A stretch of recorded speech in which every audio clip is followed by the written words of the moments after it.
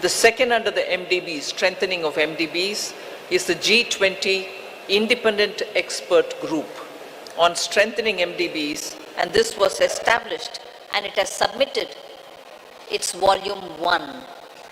The first report, their report consists of 2 volumes. The first volume has already been submitted. The report recommends a triple agenda that dovetails with the call for the bigger, better, and more effective MDBs. The third point in strengthening MDBs is the agreement to collectively work towards boosting World Bank's financing capacity. Here, the options will be explored that will deliver a powerful boost to the IBRD headroom to support low-income and middle-income countries. And the fourth, endorsement for the G20 roadmap for implementation of the recommendations of an independent panel on capital adequacy framework of the MDBs. So the CAF recommendations are focused on enabling MDBs to use their existing resources effectively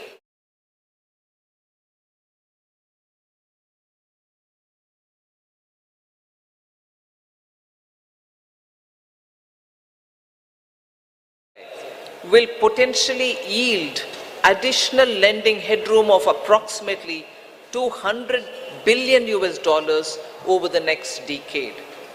So through these achievements, India has harnessed the opportunity provided by the G20 presidency to effectively articulate and embed the priorities of the global South in the larger global conversation on the MDB reforms. I move to the second, laying the building blocks for a globally coordinated and comprehensive policy and regulatory framework for crypto assets. The global push for clearer policies on crypto assets has gained momentum under the Indian presidency, and a global consensus is emerging on the same. The presidency will support the IMF and the FSB, and FSB is also setting the contours of the regulatory framework for a globally coordinated approach to crypto assets. So the presidency, with the support of IMF and the FSB, is setting these contours. The IMF and FSB synthesis paper, about which I've spoken to the media earlier, including a roadmap. On that, I just want to give my observation. This synthesis paper delves into how the policy and regulatory frameworks developed by the IMF and the FSB, alongside the other standard-setting bodies, will fit together and interact with each other. This paper is now available in the public domain for all of you all to see. The third one, which I'd like to draw your attention to, is the financial inclusion and productivity gains through digital public infrastructure. India, as you all are aware, through the India Stack, became the first country to develop all 3 foundational DPIs: the digital identity, the real-time fast payment, and a platform to safely share personal data without compromising privacy. So embedded this concept in the G20 financial inclusion agenda by formulating G20 policy recommendations for advancing financial inclusion and productivity gains through digital public infrastructure. This set of recommendations cover 5 aspects: use of DPIs and accelerating financial inclusion, fostering well-designed DPIs, regulatory and supervisory aspects of DPI, institutional and governance arrangements by DPI, and ensuring customer protection. So DPI has also been integrated into the G20 Financial Inclusion Action Plan, the FIAP, which will run between 2024 and 2026. That's a strong legacy of the Indian presidency. We also assume the co-chair of the Global Partnership for Financial Inclusion, the implementation of the Financial Inclusion Action Plan, as well as the policy recommendations on DPI will remain as areas that will continue to be heard across the G20 forum. So the fourth one, which I'd like to highlight, is the debt resolution under the common framework and also beyond the common framework. Since its establishment in 2021, only Chad as a country has had its debt restructured. The others have been waiting. So since India took over the G20 presidency, good progress has been made in the ongoing country cases under the common framework of debt treatment, and the three countries in that are Zambia, Ghana, and Ethiopia. We've also succeeded in using the G20 platform to also put in place a coordinated mechanism to address the debt situation of Sri Lanka, which is outside of the common framework. So G20 will continue discussing the policy-related issues linked to the implementation of the common framework and make periodically such appropriate recommendations. The launch of, which is co-chaired by IMF, the World Bank, and also the G20 presidency, to enhance the conversation among the various stakeholders and address current shortcomings in the debt restructuring process. That has now become an institution which is actually acting as a catalytic agent in getting resolutions done faster. The fifth point under the finance track, which I'd like to bring to your notice, is the financing of cities of tomorrow.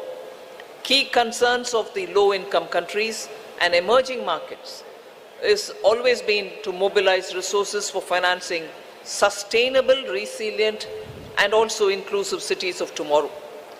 The G20 principles, which are issued for financing cities of tomorrow to promote effective and efficient use of financial resources to support urban development that is socially inclusive, environmentally responsible, and economically sustainable, are now all under the framework of the principles which have been used. The MDBs and the development financial institutions can use these principles in their financing plans for urban infrastructure. The sixth, which I'd like to quickly draw your attention, is the two-pillar solution on global taxation, the international taxation. We've made substantial progress in the two-pillar solution, and the work has also happened on the exchange of information on immovable property transactions between countries. There is a launch of the pilot program of the South Asia Academy in India for tax and financial crime investigation in collaboration with the OECD. The seventh, on which I'll elaborate, is mechanism to support the timely and adequate mobilization of resources for climate finance. Till date, the conversation was focused on calling on developed countries to say, where is that $100 billion US dollars, which didn't come. But Indian presidency adopted an action-oriented approach, and the G20 explored mechanisms that can support timely and adequate mobilization of resources for climate finance, facilitating access to multilateral climate funds and enhancing their leverage and ability to mobilize private capital has also been our focus. Special focus again on development, demonstration, deployment of green and low carbon technologies. Now the list of outcomes, I've pointed out 7, just 3 more which I'll not go into the detail, but you can take it as enough has been done on that. I'll also put it out for your consideration. Scaling up sustainable finance for social sectors, health and education. Technical assistance for capacity building. Then global conversation on transition policies, especially to include range of options, both on pricing and non-pricing. And the third one enhancing finance health collaboration so as to cover many other work streams as well. So I listed out 7, elaborated on them, 3 others which have not elaborated, but on all of them, substantial progress and outcomes have been achieved. India's received Tremendous support from the G20 members across the table. The outcomes of the Indian presidency are a testimony to India's commitment to multilateralism and for international cooperation. We assure the upcoming Brazilian presidency of our strong support and to continue the momentum on key issues of global importance. I now hand over back to Minister Jaishankar. Thank you, Nirmala ji. May I now request G20 Sherpa Amitabh Kant to bring out the major outcomes from the Sherpa track. Thank you, Minister. So first of all, when we started India's presidency, the Prime Minister had said that India's presidency must be inclusive, it must be decisive, it must be ambitious, and it must be action-oriented. The New Delhi Leaders' Declaration has 83 paras in all. All 83 paras have 100% consensus across all countries. There are 8 paras on the geopolitical issue, which is entitled Planet, People, Peace and Prosperity. All those 8 paras have 100% acceptance. All countries have unanimously supported the New Delhi Leaders' Declaration. This is one declaration without a single footnote and without any chair's summary. This is a complete statement with 100% unanimity. This demonstrates both the Prime Minister's and India's great ability to bring all developing countries, all emerging markets, all developed countries, China, Russia, everybody together on the same table and bring consensus. Secondly, this has been the most ambitious presidency in G20's history ever, because the number of outcomes it has, both the outcomes and the annexed documents, are about 112, which is more than 2.5 times which has ever been achieved before. Thirdly, this presidency, if you go through the New Delhi Leaders' Declaration, it has a huge India narrative, it has a huge India footprint, whether you look at the Deccan high-level principles on food security, whether you look at the Chennai high-level principles for blue ocean economy, whether you look at the Goa roadmap for tourism, whether you look at the Gandhinagar implementation roadmap for land restoration or Jaipur call for enhanced MSMEs, all this will leave a huge footprint of India in G20. So one of the key achievements to my mind, one is that we've achieved a very major green development pact in today's world of climate action and climate finance. Every single country has come together to focus on green development pact, which has financing, which has focused on global greenhouse gas emission by 43% by 2030, which has a doubling provision of adaptive finance by 2025, which has a global biofuel alliance, which has completely new principles of life for sustainable development, which has ending plastic pollution, which has reducing disaster risk, and a whole lot of other components put together as the Green Development Pact of the leaders of G20 countries for a greener world of tomorrow. Secondly, there is a huge focus on accelerating progress on sustainable development goals, because the COVID had hit a vast segment of our population. There's a G20 action plan to accelerate progress on SDGs. There is a huge focus on education, health, nutrition. There's a huge focus on creative industries like culture as a transformation for SDGs, and there is a huge focus on inclusive and resilient growth in this entire things, some of which, most of which the finance minister has spoken about, so I'm not talking. But I think one of the biggest achievements of this New Delhi Leaders Declaration is what we've achieved on women-led development with a massive focus on women empowerment and gender equality. And this focuses on reducing labor force participation gap, bridging the gender digital divide. There's a huge focus on gender inclusive climate action. There's a completely big focus on women's food security, nutrition and well-being. And we've created a new working group on empowerment of women, which Brazil will carry forward. There's the next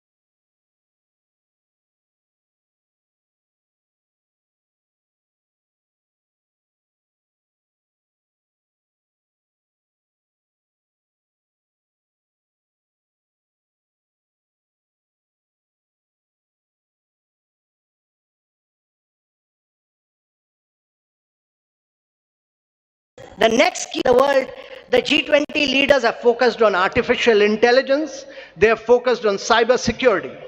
Also, I would say that one of the key aspects of this presidency has been its focus on developing and emerging markets.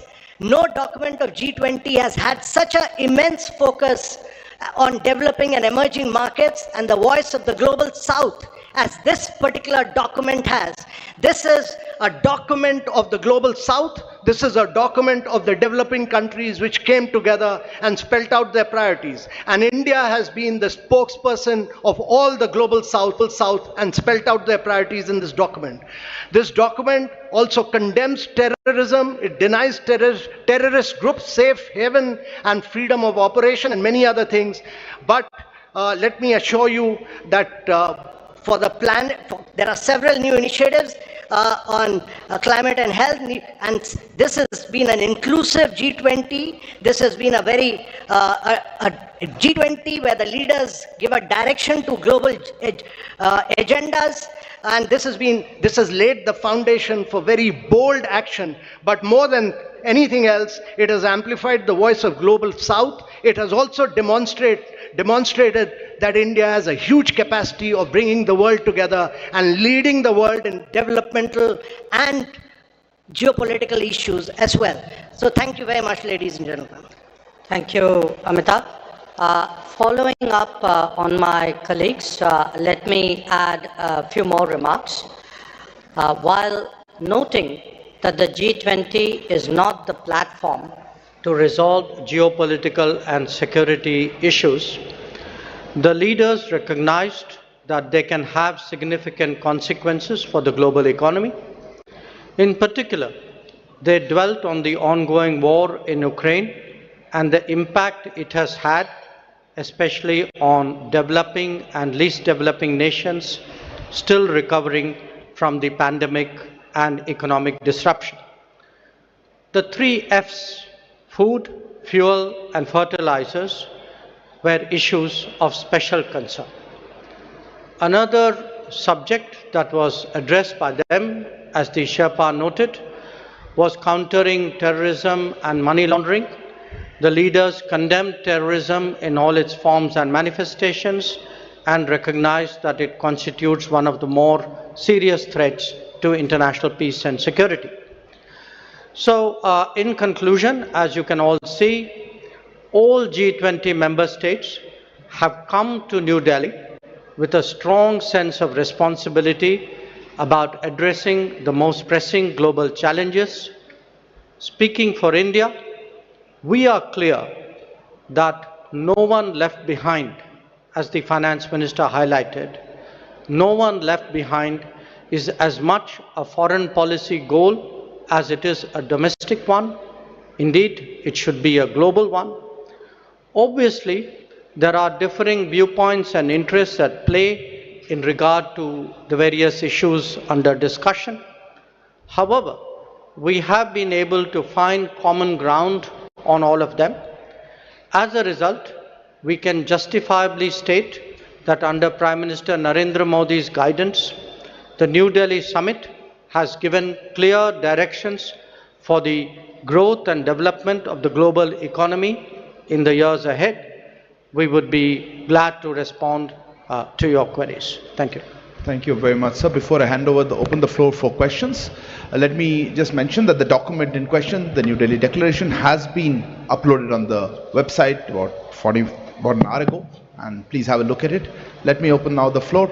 I see gentlemen at the back. Yeah, right there at the back on the left. Yeah. Parikshit, right? Yeah, please. No, not there. Behind you.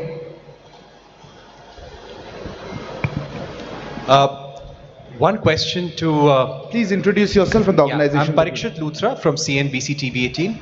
My question to Minister Jaishankar and G20 Sherpa Amitabh Kant and also Finance Minister Nirmala Sitharaman.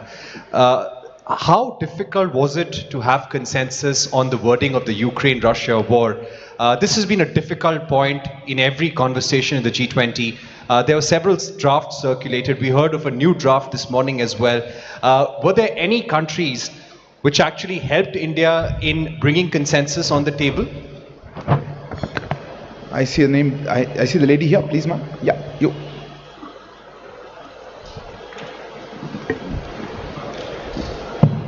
Ma'am, good afternoon. My name is Ruchi Bhatia from Bloomberg News. The Ukraine paragraphs also mention about the work that Turkey did with respect to getting some sort of a consensus on the issue of the Black Sea grain deal as well. Where are things with respect to that, and can we expect any movement on that critical issue anytime soon, because it does concern several nations across the globe? Thank you. There's a hand there, the gentleman, yeah, right at the back on the left. Microphone, please. Yeah, it's working. This is Manas Pratim Bhuyan from Press Trust of India, PTI. In one of the paragraphs referring to the Ukraine conflict, it is mentioned that there were different views and assessment of the situation. So, how do you explain this line about having differences on the Ukraine crisis? The question to Foreign Minister or the G20 Sherpa. Gentleman here.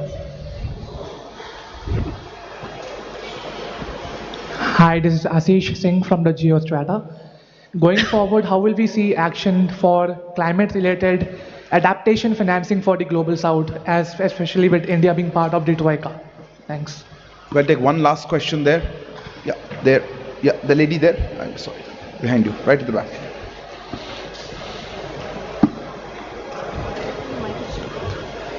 Okay. Hi, I'm Hamna from Brute. I wanted to know, does India see itself as the leader of the Global South, and how did it assume this role? Because there's been a lot of conversation about bringing the Global South together. So, yeah. Sir, may I handle it? I didn't get the last one. The last one. How does India see itself as leader of the Global South? As the leader of the Global South. Where is this lady? I'll just go with the stop, then I'll... Let me respond to some of the questions, and then I'd request the Sherpa to come in on that after me. How difficult was it to forge consensus on the Ukraine issue? This, as we have pointed out, is a declaration of 83 paragraphs. It has a lot of content. There are a lot of subjects which have been covered, some of which we have spoken about. But obviously, because of the ongoing conflict, the strong views about it, considerable time was spent, especially in the last few days, in regard to geopolitical issues, which really centered around the war in Ukraine. The question who helped, I mean, eventually everybody helped because everybody came together for the consensus. But I think if Sherpa would bear me out, I think the emerging markets took a particular lead on this, and many of us have a strong history of working together.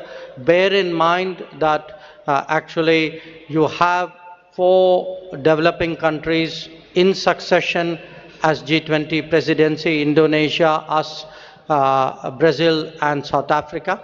So, but I would say, rather than who helped, the point to be recognized is that a common landing point was ultimately fashioned out. On the Black Sea grain corridor, there are many discussions going on. As you know, the foreign minister of Russia is here.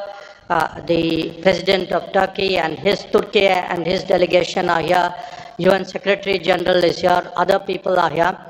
So it's natural that there would be discussions going on this. In the past, I should add, when the grain corridor was created at Bali last year, we had also in our own way contributed to some bridging of viewpoints and concerns, both between at that time between Turkey and Russia, and also worked with the UN Secretary General. On the sentence, or that phrase about having different viewpoints and assessments, I think we are being transparent. I mean, it is a fact. This is today a very polarizing issue. There are multiple views on this. There are a spectrum of views on this. So I think, in all fairness, it was only right to record what was the reality in the meeting rooms, and I think that is the sense that is sought to be captured. And I will leave the climate action issue to Sherpa, and I don't know if Finance Minister would like to speak on it. But on the global south, look, it is not, what India has tried to do, beginning with our presidency, was to seek to ensure that the concerns of the global south constitute the core agenda of the G20 deliberations.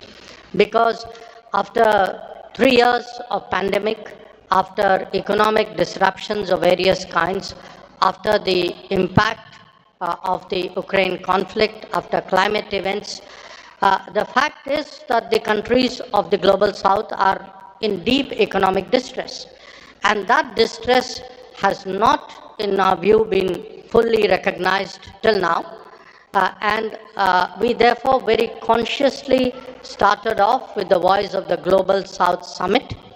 But again, I emphasize, the voice was of the summit.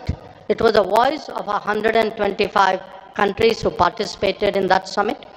But we, as the G20 presidency, we saw it as our responsibility of distilling the views which were expressed in that summit and putting it before the rest of the G20. And we can take a lot of satisfaction that many of the issues that the finance minister highlighted, which the Sherpa highlighted, these are truly global south issues, and we hope that certainly the Delhi summit and the deliberations which will take place today and tomorrow would give strong guidance to take them forward.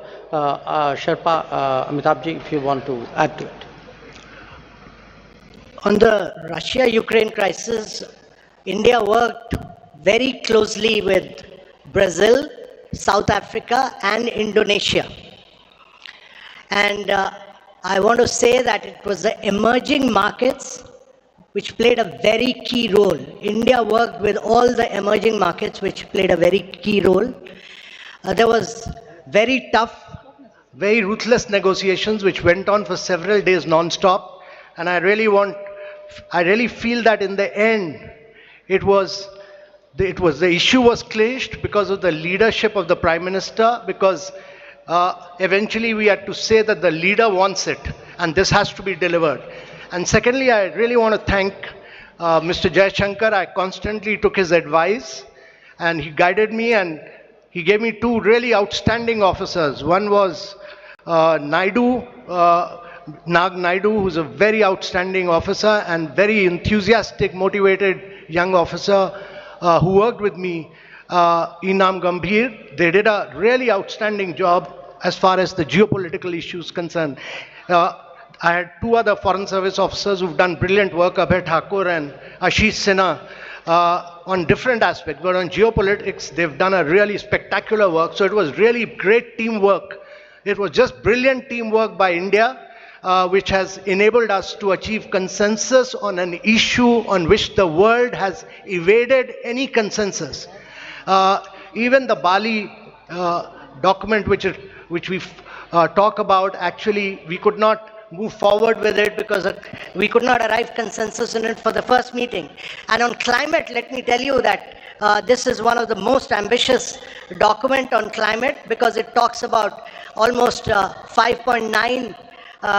It moves first the language from billions to trillions, and secondly, it talks about 5.9 trillion requirement for the presidency and for the G20 countries, and it lays a huge focus on life principles. It lays a huge focus on reforms of the multilateral institutions, because they were designed for the World War II and not for climate action. So all of these, it talks about new financing instruments, many other things, but in totality, if you look at it, it's probably the most vibrant, the most dynamic, and the most ambitious document on climate action that has come out anywhere. Finance Minister. Just to add one line on the climate finance matter, the question was raised whether mitigation is being dealt with or not. It deals with the mitigation, all right, but it also looks at adaptation and resilience. I think now the debate on climate finance is also moving much more into resilience, whether it is infrastructure or planning for it or funding. Resilience takes precedence. That is one. And second, country-specific solutions are now going to be possible. It's not going to be one size fits all. The problem of each country, particularly on climate, is so different from one another. So this Delhi Declaration and also the discussions which were held during India Presidency has focused on that. And thirdly, pricing and non-pricing tools are also now available for countries to adopt. It is not just going to be price it if it is carbon intensive and forget the others. Countries do demand pricing as one of the tools, but non-pricing solutions are also going to be a lot more friendlier to countries with different carbon emission levels. Thank you. Thank you. I'll open there's a lady here. Yeah, please. It's okay. No, ma'am, the microphone's already there. Yeah, go ahead, ma'am. You have the microphone.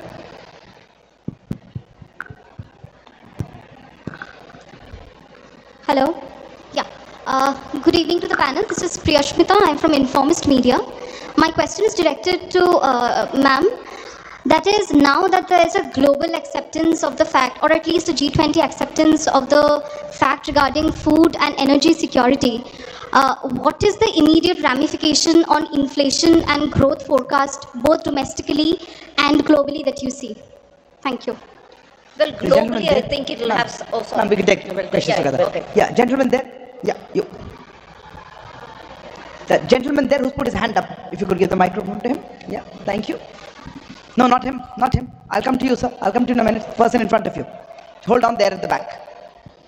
Yes, sir, you go ahead. You had the floor. Yeah, I can go ahead.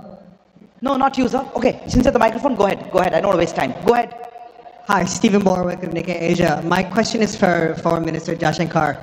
Is today's achievement a step towards achieving what India has described as a world of greater multi-alignment, as opposed to the more old-fashioned sense of an international rules-based order? Thank you. Yes, sir, you had the microphone. Go ahead. Is the microphone on? Yeah, thank you very much. I just wanted Minister Please Jaishankar, introduce yourself. Dr. Wail Awad from Sana, correspondent in India. Mr. Jaishankar, Honorable Minister, when you talked of the counter-terrorism measure, how serious was the members of the G20 and fighting terrorism together? Thank you. Yes, ma'am, you had a hand up quite soon. Yes, you're right here, second row.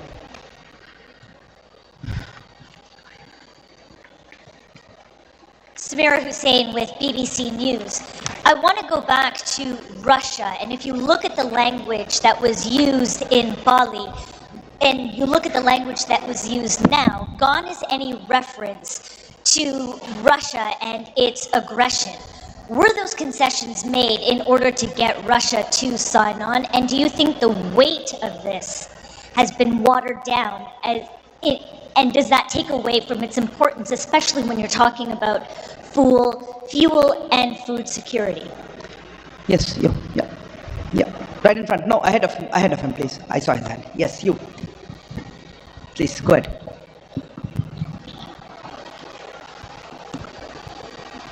Hello. Yeah, sir, Rishikesh from the Press Trust of India. Everyone must surprised by this outcome. मेरा सवाल है कि PM Modi का जो personal bonding है president Biden and Russian president Putin के साथ, उसका कितना बड़ा योगदान था इस डिक्लेरेशन को ला पाने में, and what role has China played in bringing this declaration? एक क्वेश्चन था तो दूसरा देखिए we'll take another one or just pass these on? One more. There was a gentleman there. Yeah, sitting there. Yeah, behind you. Yeah, Pranay, go ahead. Sir, Pranay Upadhyay हूँ Zee news से। मेरा सवाल इस चीज़ को लेकर है कि अफ्रीकन यूनियन का जो G20 में इंक्लूजन हुआ है, ये अपने आप में काफ़ी रिकॉर्ड टाइम में हुआ है। जून में प्रधानमंत्री ने सभी नेताओं को चिट्ठी लिखी थी और सितंबर में अब हम स्थिति में है कि अफ्रीकन यूनियन इसमें शामिल है। क्या कुछ इसके पीछे हुआ? इंडिया ने इसमें कितना इन्वेस्ट किया इसकी लॉबिंग के लिए या इस प्रयास के लिए? थोड़ा अगर आप इस बारे में साझा कर सकें। Sir, maybe Finance Minister would like to. On the inflation question, globally, of course, it's going to have an impact the moment it is executed. The understanding is executed and the grain movements start from Russia and from Ukraine.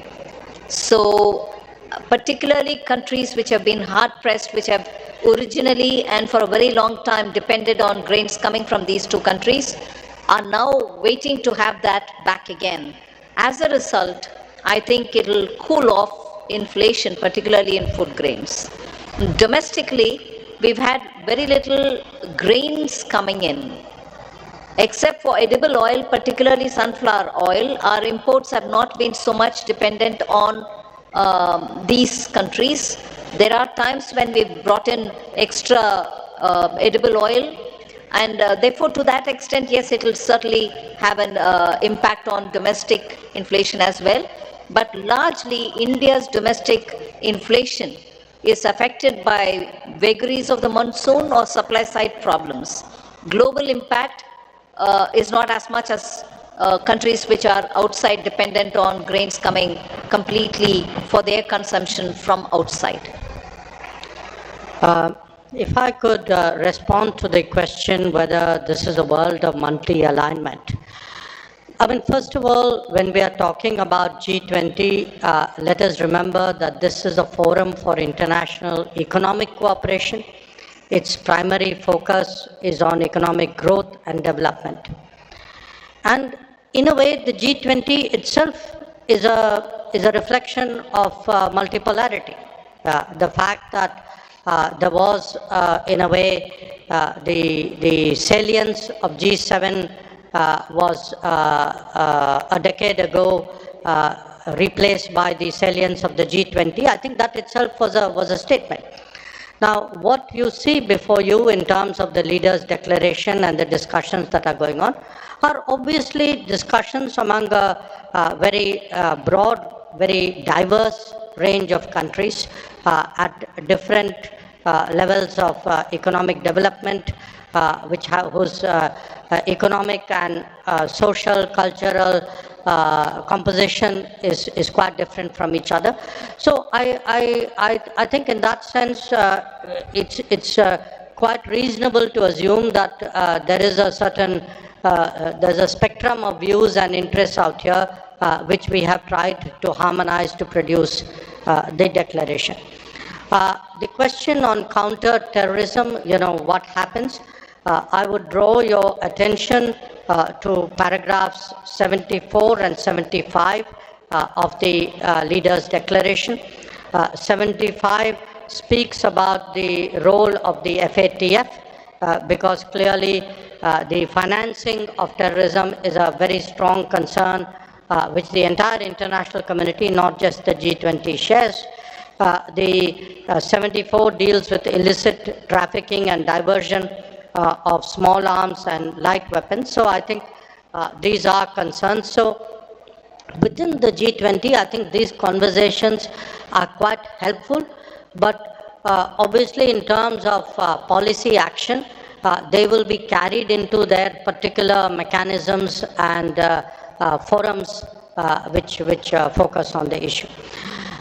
With regard to the to the comparison with the Bali Declaration, I would only say Bali was Bali and New Delhi is New Delhi. I mean, Bali was a year ago. The context, the situation was different.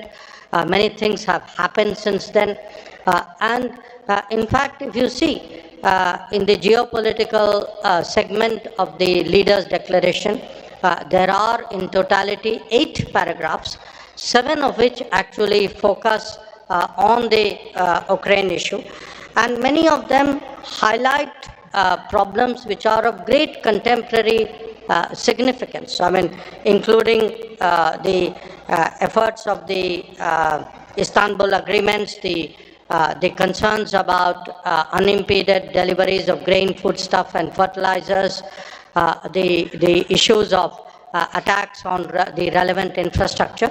So I think it's, one should not have a theological view of this. I think the New Delhi Declaration responds to the situation and concerns as it is today, just as the Bali Declaration did in a situation which was there a year ago. And finally, with regard to the जो आपका जो सवाल था कि PM's personal bonding, today, in fact, not just today, yesterday, and in some cases at the Jakarta East Asia Summit as well, where the Prime Minister was there, Prime Minister did speak to a number of his counterparts with regard to what was under discussion at this summit. So it is the responsibility of the Sherpa and of the ministers to put together the multiple strands and harmonize it into a document. But at the end of the day, I mean, I obviously do not want to go into very specific details, but at the end of the day, there are always gaps and issues and viewpoints. And I think today, especially Prime Minister's talking to a number of leaders during the day, his meetings yesterday with some of them, with others during the Jakarta meeting of the ES, I think were all very, very influential, or I would say almost determining in producing an outcome. और जो आखिरी सवाल जो आपका था कि AU का inclusion जो है उसकी गति माने बहुत तेज़ गति से हुई, मैं आप लोगों को एक याद दिलाना चाहता हूं कि जो बाली समिट के दौरान, बाली के समिट के अंत में जो उस समय अफ्रीकन यूनियन के अध्यक्ष जो थे, सेनेगल के राष्ट्रपति थे, मैकीसॉल, तो वो उस समय प्रधानमंत्री और इंडोनेशिया के राष्ट्रपति के पास आए और उनकी शिकायत थी कि G20 की सदस्यता के बारे में जो अफ्रीकन यूनियन का जो हक जो बनता है उस पर बिल्कुल चर्चा नहीं हुई थी। तो उस समय प्रधानमंत्री जी ने उनको आश्वासन दिया था कि भारत के अध्यक्षता में ये मैं ज़रूर करवाऊंगा। जो मुझे याद है उन्होंने कहा कि ये मोदी की गारंटी है और ये गारंटी आपने देखा है कि आज उन्होंने पूरा इसको डिलीवर किया है। और कुछ ही दिन पहले जब हम लोग ब्रिक्स के शिखर सम्मेलन में थे उस समय वही राष्ट्रपति मैकीसॉल जी वो प्रधानमंत्री के पास आए और उन्होंने कहा कि मुझे याद है कि आपने ये वादा किया था और मुझे बहुत मैं आपकी तारीफ करता हूँ कि आपने पूरा जोर लगाया था उसमें। Very quickly in English the summing up of that was last year in Bali the president of Senegal Macky Sall all right, that was interpreted. Thank you very much for saving me in the trouble. Would you like to add something on any of them? Is that so we'll take a few more questions, or I think one last. Okay, I have a gentleman here. Yeah, go ahead. Microphone here with the gentleman in the front row. This is Nikhil from the BBC. The question is for the Finance Minister. You said that the G20 now has its own mechanism on climate finance. So does that mean that the $100 billion promise from the West or the developed countries is pretty much dead now? One more question. I had a hand somewhere here on the right. Yeah, that's the gentleman. Yeah, you please go ahead. Piche, right there. In the middle. The gentleman there. Hi. No, it was the gentleman here. Yeah, you. Yeah. No, not there. You're behind him. Okay, if you've got the mic, just ask. We can't waste. This is Mithil from NBC News. I wanted to ask two questions. One question, please. Okay, one question. The absence of President Xi Jinping at this summit, does India see this as a snub towards Prime Minister Narendra Modi, especially with the border issues, as well as President Joe Biden? You have the